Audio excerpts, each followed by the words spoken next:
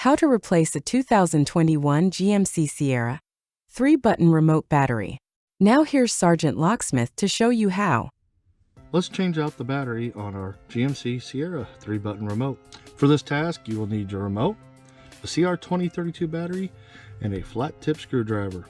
If your keyring is attached, you will probably want to remove it. If you notice right down in here, there's an indentation. Put your flat tip screwdriver in, go ahead and rotate it. Slide to the other side in that little indentation, pop it, and there you go. Once it's off, take your finger, push down on the battery. You're going to pull towards that end. So we'll push down and pull, and the battery pops out. As you notice, it's a CR2032 battery.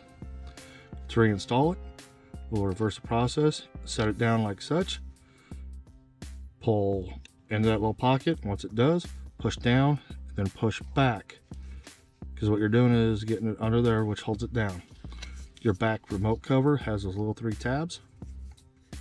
Those go on first. You'll hook it on, snap it together. There you go, you've changed out your remote battery. Hey, thanks again for watching. Let's be safe out there.